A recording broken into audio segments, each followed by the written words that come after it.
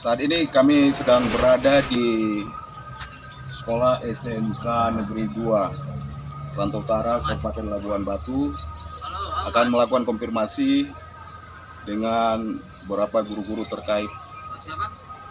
berkaitan tentang siswa SMKN 2 Kecamatan Rantau Utara, Kabupaten Labuan Batu yang diduga dipaksa untuk mengundurkan diri. Bagaimana cerita selanjutnya?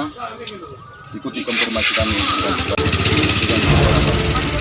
Rusdi Indrawan Munte sudah berusia 19 tahun, siswa SMKN 2 Kecamatan Rantau Utara Kabupaten Labuhan Batu, yang dikeluarkan para guru sekolahnya karena diduga melanggar tata tertib sekolah disebabkan terlalu sering bolos, dan tindakan tersebut bukanlah harus menjadi dugaan potensi telah melakukan pidana terhadap anak yang diatur dalam UU Nomor 23 Tahun 2002 Pasal 77. Demikian disampaikan Rahmat Marpaung, Wakil Kepala Sekolah saat ditemui di SMKN 2 Kecamatan Rantau Utara tanggal 20 Februari tahun 2023. Wakil Kepala Sekolah Rahmat Marpaung didampingi beberapa guru SMKN 2 Kecamatan Rantau Utara, Wali Kelas Leli Yanti SPD, Guru BK Tri Handayani SPD, serta Kepala Program Sylvia Silalahi, menerima kehadiran reporter Palapa TV guna mengklarifikasi dan menanggapi konfirmasi dari tim awak media tersebut dan menyampaikan kronologis sebab terjadinya siswa SMKN 2 Kecamatan Rantau Utara Rusdi Indrawan, yang diminta untuk menandatangani surat pengunduran dirinya pada Rabu, tanggal 15 Februari tahun 2023. Dalam berita sebelumnya tanggal 17 Februari tahun 2023, Dr. Andes Jabahot Simamora MM menyampaikan, SMKN 2 Kecamatan Rantau Utara tidak pernah memecat siswa, tapi siswa tersebut mengundurkan diri yang dibuat dalam bentuk surat pengunduran diri. Kepada reporter Palapa TV dengan tegas, Rahmat Marpaung, wakil kepala sekolah itu memberikan klarifikasi bahwa Rusdi Indrawan bukan lagi anak tapi sudah dewasa, karena Rusdi Indrawan saat ini sudah berusia 19 tahun. Intervensi dan intimidasi dalam proses belajar mengajar adalah hal yang wajib dilakukan dengan tanda kutip, bukan merampas haknya sebagai makhluk Tuhan dan norma-norma hukum. Demikian klarifikasi yang disampaikan. Iya, benar. Bukan menjadi orang yang sepertinya 5W1 hari. Iya, 5W1 harus dipenuhi. Makanya tadi saya tanya jauh. Iya. Sudah lakukan Makanya saya bilang, kami kemarin konfirmasi. Kalau masalah mencari solusi atau bagaimana itu bukan sebenarnya ranah kami. Kami ingin kebenaran ceritanya bagaimana. Jadi setelah kami dengarlah apa yang abang sampaikan, menjawab konfirmasi kami yang tertulis kemarin, walau sedikit ada salah. tentunya Bang, undang-undang di kelas itu ya harus kita patuhi. Iya Bang. Jadi tapi apapun ceritanya, kalau siswa besok udahlah SMK 2 aja. Dulu aja kalau di situ ada daftar hari amannya itu. Nanti kalau misalnya ada masalah nanti ngadu aja ke wartawan, amannya itu. Jangan sampai begitu Bang. Enggak, izinnya Bang. Kita pun nggak mau jadi bahan-bahan itu Bang. Betul kan Bang? Jadi yang persoalan dari pihak orang tua juga kemarin sudah ngomong seperti itu. Kami bawa wartawan ke sana kan begitu. Seolah-olah wartawan itu bisa mementahkan keputusan kami di sini. Makanya aku bilang, Kan kami ibu. wartawan ini. Bapak, Gini. Bapak apa tadi? Bapak Saya Rahmat Marpaung. Marpaung, Ibu Sylvia. Ibu Tri Handayani. Botok kenal sama saya. Bu Leli. Leli di Ah, Bibi Leli. Udah lengkapnya sebenarnya. Jadi, Iya. yang paling lucunya Bang, waktu kalian kemarin video kan juga, tandanya dia itu memang nggak sama sekali nggak berpikir bahwa si Anu itu buruk, si Anu buruk. Nama saya saja pun dia nggak tahu. Kalau setiap hari dia membariskan siswa itu Tahu saya. marganya aja tahu dia. Paham Iya kan? tahu. Setiap hari terpapar. Anak pendidikan adalah proses intervensi terhadap anak untuk menciptakan, memproses perkembangan Iya. peserta didik Iya. untuk sampai kepada tujuan pendidikan. Oke. Proses intervensi adalah hal wajib yang kami laksanakan sebagai tenaga pendidik kepada anak-anak didik kami. Benar. Ya. Sudah nggak apa-apa Pak. Yang kedua, masalah intimidasi. Saya rasa Bapak punya anak di rumah, Saya punya, pernah marah sama anak Pak? pernah. Menurut Bapak itu intimidasi atau enggak? Dia ada dasar-dasarnya. Kita juga punya dasar kalau marah. Iya, Tapi iya. ingat, kepada Rusdi kita tidak pernah melakukan kekerasan, tidak pernah melanggar hak dia sebagai makhluk Tuhan, Iya. sebagai makhluk sosial dan sebagai pelajar. Saya lanjut Pak membaca Pak ya. Jadi di dalam hal ini intervensi harus kami laksanakan kepada si anak, tetapi intimidasi dalam tanda kutip melakukan kekerasan yang merampas hak. Ini kan makanya tadi sudah saya terangkan juga. Mungkin untuk sekolah-sekolah yang tidak menerima, kemarin kan memang mereka kuotanya sudah penuh. Iya. Kan. Tetapi ada mungkin beberapa sekolah yang masih bisa mungkin menerima mereka. Kita memang sebetulnya, gimana saya bilang? Ya kalau anak itu di sana bisa berubah, dibina oleh sekolah yang baru menjadi sosok yang lebih baik, itu yang kita harapkan. Kan begitu.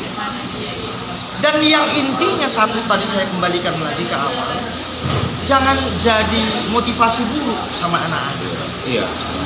Anak-anak yang lain bang yang kita selamatkan. Banyak sekali di sini anak-anak yang lain yang mentalnya itu masih perlu kita sokong-sokong. Kita jangan bahasa seperti itu. Dari pembelajaran, inilah jadi pembelajaran bagimu supaya kau kedepannya bisa lebih baik. Ingatlah nak, bukan hanya di SMK ini saja, pasti ke tempat keberhasilanmu. Mungkin dengan ini jadi pembelajaran bagimu supaya kau nanti bisa lebih berhasil lagi ke depannya.